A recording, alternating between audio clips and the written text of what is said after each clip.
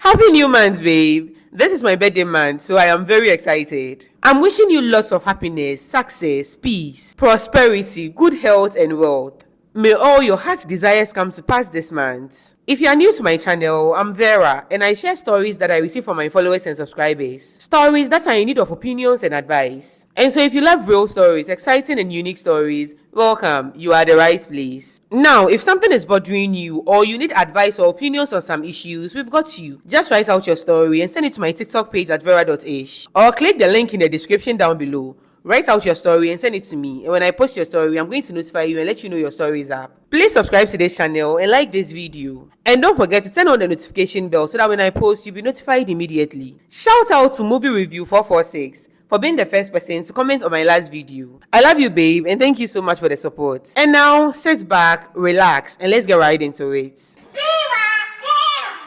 Story number 1. My mother-in-law came for an unexpected visit, and now she just won't leave. Now, a little background story. My husband and I live in a small apartment, which was just fine for the two of us. I love my husband, but we value our space and our privacy. My mother-in-law lives about an hour away, and we typically see her once a month. She usually calls before she visits, so I was shocked when she showed up unannounced last week. At first, I tried to be welcoming. I cooked her meals and made her comfortable. But as the days turned into a week, I started to feel overwhelmed. She has taken over our home, and it feels like we can't have any time to ourselves. My husband seems to be caught in the middle. He doesn't want to upset his mom, but he can also see how stressed I am. I talked to him about it, hoping he would say something to her. Instead, he just told me to be patient and that she would eventually go home. I get that he wants to keep the peace, but I feel like my feelings are getting pushed aside. The tension is building. My mother-in-law seems to have no intention of leaving anytime soon, and I am struggling to cope. I want to talk to her about it, but I don't want to come off as rude or ungrateful. It's hard to find the right words. How do I handle this situation without creating more drama in my marriage or hurting my mother-in-law's feelings? Any advice on how to set boundaries while still being respectful would be really appreciated. Thanks for listening. In this situation, babe, I think what you need to do is to communicate openly while still keeping the peace at home. Start by talking to your husband again. Tell him about how you are feeling. Let him know that whilst you appreciate his mom being there, it is becoming stressful for you and it is affecting your marriage. He needs to understand that it is not about not liking your mother, but it is about needing your own space. Now, once you are both on the same page and your husband fully understands your feelings, let him talk to his mother.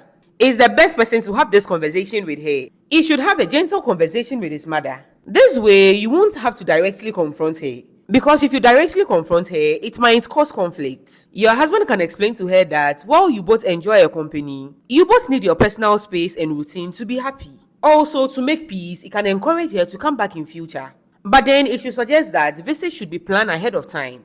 This way, she knows she's welcome. And it will be easier for everyone if everything is arranged in advance. And now, throughout this process, try to stay calm and understanding. By working together with your husband, you can avoid any tension or misunderstandings with his mother. And this will help keep the peace in your home and your family. And it will also ensure that everyone's feelings are respected. I'm wishing you all the best, babe. And now, if you have any advice for this sender, just write story number 1 and leave your advice or opinions down below. She'll be in the comment section reading them. And now let's move on to story number 2. I have a very good friend we will call Rita. She's my best friend.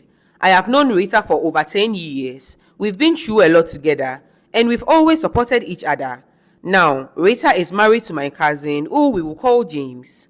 I am the one who introduced them. They've been married for a couple of years and I thought they made a great couple. They seemed really happy.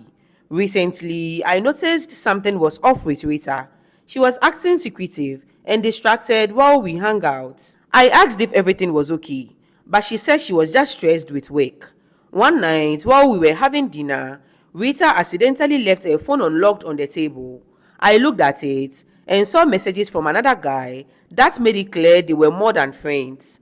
I couldn't believe it. Rita had never said she was unhappy in her marriage. I decided to talk to Rita. I told her what I found out and asked her what was going on. She broke down and admitted that she was seeing someone else. I was really surprised and I didn't know what to do. Rita promised me she would stop cheating and focus on her marriage, but then I found out that she is still cheating. I can't believe she lied to me. Now I feel stuck. I care about both Rita and James, but I know James deserves to know the truth about what is happening. But I don't want to ruin their lives and their marriage. I'm also worried about losing my friendship with Rita. I suggested that Rita talk to James, but she's too scared. I thought about telling James myself, but that is also going to end my relationship with Rita. I am looking for advice. What should I do? How do I handle this without losing both of them? Any advice would really be helpful. Babe, it is time for Rita to face the consequences of her actions. She promised to stop cheating and she didn't. You've done your best for her. I understand you are a friend and you are worried about hurting her. But you need to think about James. You also need to consider James. Encourage Rita to take responsibility and come clean to James. Tell her to tell James about the cheating. It might be hard for her, but that is the right thing to do. Honesty is crucial in a marriage. And hiding the truth will only lead to more pain down the road. She has to tell James the truth. And if he decides to forgive her, fine. And if he doesn't, she has to accept it. Now, babe, if Rita refuses to tell James, you need to tell James the truth yourself. You can't keep this secret forever. It is important to protect James, especially since he's your cousin, he's family, and he doesn't deserve what Rita is doing to him. If Rita refuses to tell him, you have to tell him, whether it feels uncomfortable or not. Because if he finds out that you knew and you didn't tell him, it might cause a huge rift between the two of you. Rita is not going to stop cheating. I know some people will say you should leave their marriage alone and let James find out the truth on his own. But personally, I think you should tell him. He deserves to know the truth. She's just going to continue cheating, and it is better for your cousin to know now and then make his decision than for him to waste years with Rita and then find out later. That is going to be more hurtful. Let Rita know that if he doesn't tell your cousin the truth, you tell him. I think if she says that you are serious about telling your cousin, she will come clean. If she decides not to talk to you again because of this, then fine, let her go. She's not a good person. Tell her to tell her husband the truth. If she doesn't, tell him. He deserves to know the truth.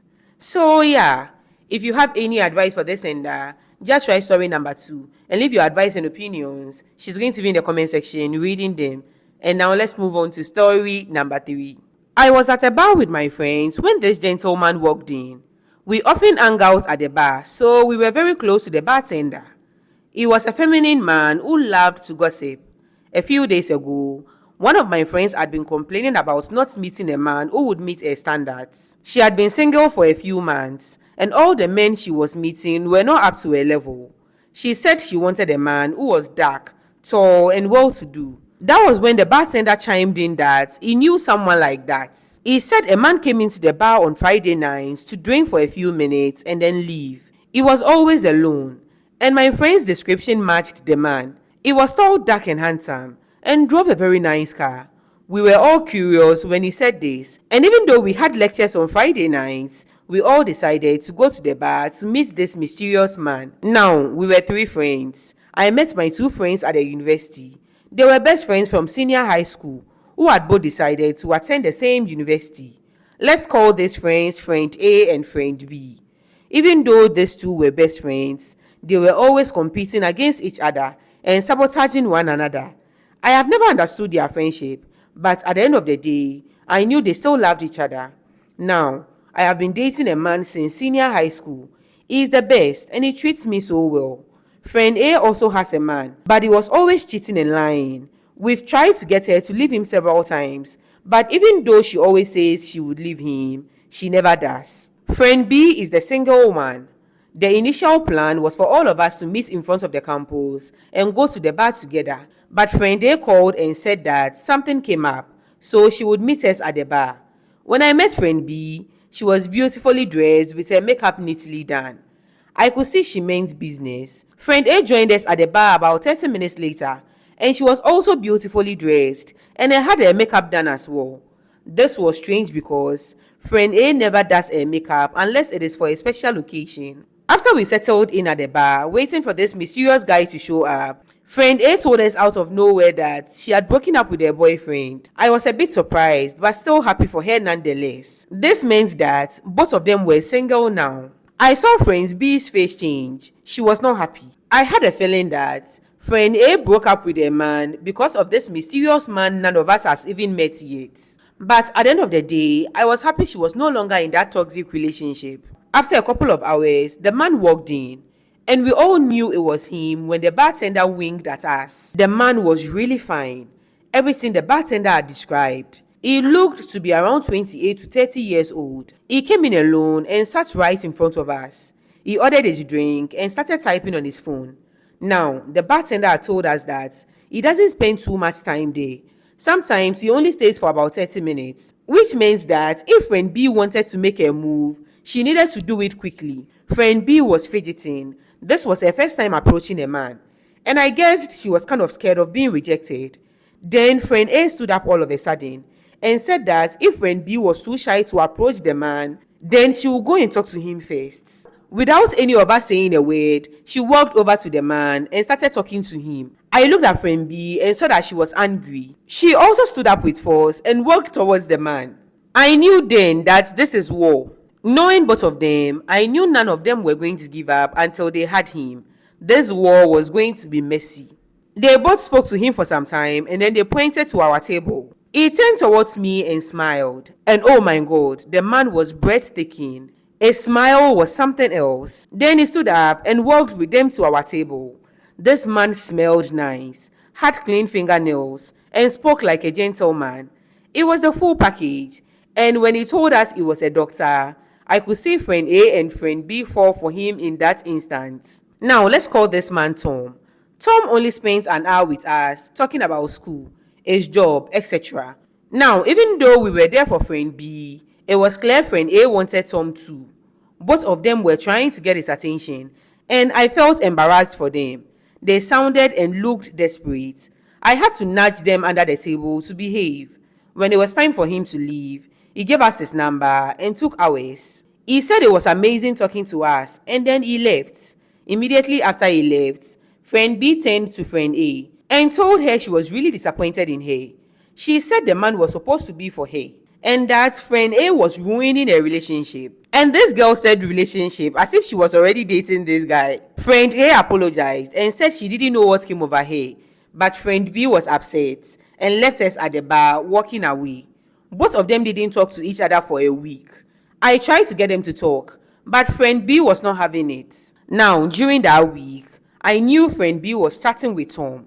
She told me she really liked him and that they were really vibing. She said there was an undeniable connection between them, and that even though they had been chatting for only a week, it felt like they had known each other forever. Personally, I didn't get that feeling when we saw Tom that day at the bar.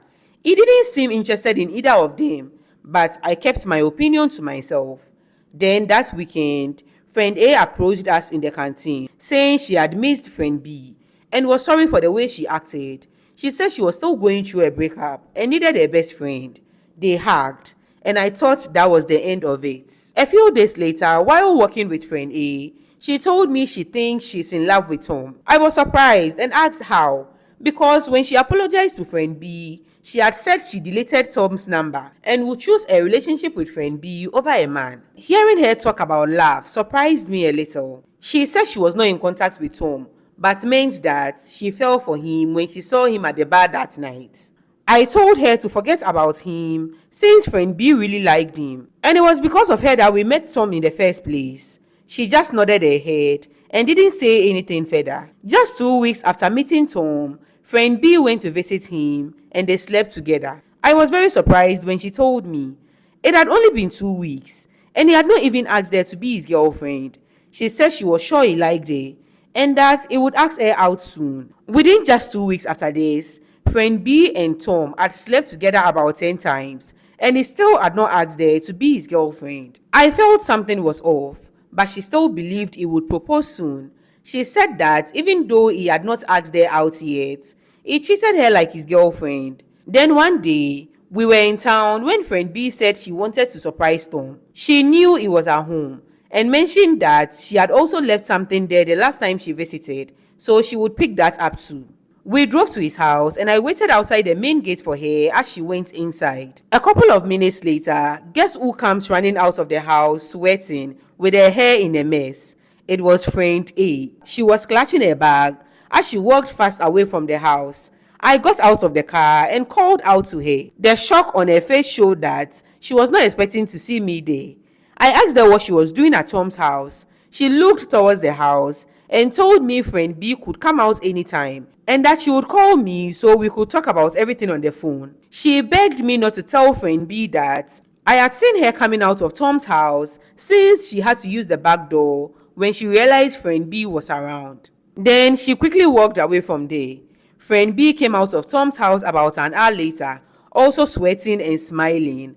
I wanted to tell her what I had seen so badly, but I wanted to hear from friend A first. I called her immediately I got home, and she told me she couldn't stop thinking about Tom, and that she had lied about deleting his number.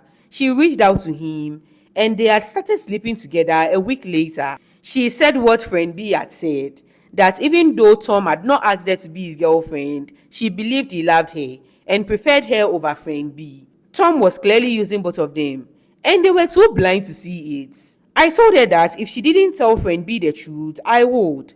That night, she came to see me, and we went to see friend B to tell her everything. Friend B got very angry at friend A and said that she didn't want to have anything to do with her. They both argued and blamed each other for the mess they were in.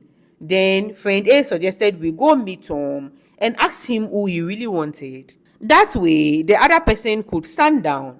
I was even surprised they still wanted to be with him despite everything. The three of us drove to meet him that night. And guess what he said? He said he thought they were all having fun and that he had a serious girlfriend in the States who he would be marrying soon. He had never promised anything to them and had no interest in either of them. To make matters worse, he told friend A and friend B that he didn't want to see either of them again since it was clear they were catching feelings, which would complicate things. He blocked both of their numbers right in front of them and asked us to leave his house. You should have seen the look of shock on their faces. They both burst into tears on our way home. The guy was a complete jerk, and even though they were hurting, everything seemed funny to me. I had been trying my best not to laugh since we got to Tom's house, and he started talking about not wanting either of them, especially given the shocked looks on their faces. I knew this would happen, but they both wouldn't listen to me. Now, a few minutes before we got to campus, both of them were competing. Both of them were competing with their tears, as if they were trying to see who was better at crying.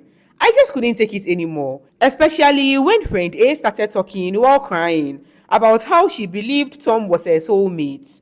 Then friend B started talking and saying her own nonsense. These girls were not serious. I couldn't hold my laughter in any longer, and I burst into laughter. I was the one driving, so I had to pull over because I couldn't control myself. I laughed and laughed until I cried. The way both of them were looking at me with surprise only made me laugh more. They both got out of the car angrily and told me they couldn't believe I was happy because they were suffering. Then they walked away. This happened on Saturday, and neither of them would talk to me. Am I the asshole for laughing? I would have loved to, babe. What a crazy story. It was as if I was watching a reality TV show. So friend A lied about deleting Tom's number. And then she ran back to him like nothing had happened after apologizing to friend B. And then she started sleeping with him a week later. A man you just met.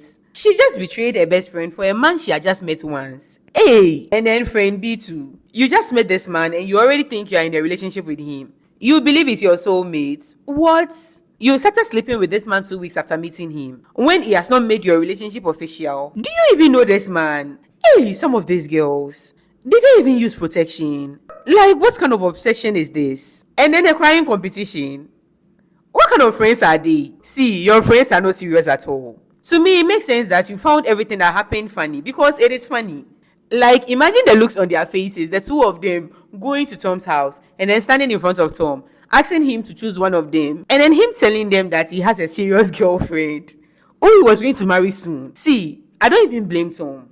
Like he said, he thought it was for fun. He never proposed to any of them. What were they expecting you to do after they started doing crying competition in your car? How old are these girls? Aha! You are not the asshole, babe. And don't worry, they will come around. But I want to know something. Are they still friends? Hey, love is doing things to people. Oh, this story is just something else. How can you sleep with someone you just met who is not your boyfriend? You sleep with a person 10 times within 2 weeks. Hey, girls. Anyway, if you have any advice for this sender, just write story number 3 and leave your advice and opinions. She's going to be in the comment section reading them and say it with me. You are not perfect. I'm not perfect. The senders are not perfect. So please be kind to them in the comment section. Obviously, these issues are worrying them, and that is why they've sent the stories to me in the first place. So please be kind, okay? And if you've not subscribed to my channel yet, come, babe, come and join the family. Subscribe and like this video, and don't forget to hit the notification bell so that when I post, you'll be notified immediately. I know you enjoy my stories. Thank you so much for watching. See you next time. Okay, I'm done. Bye.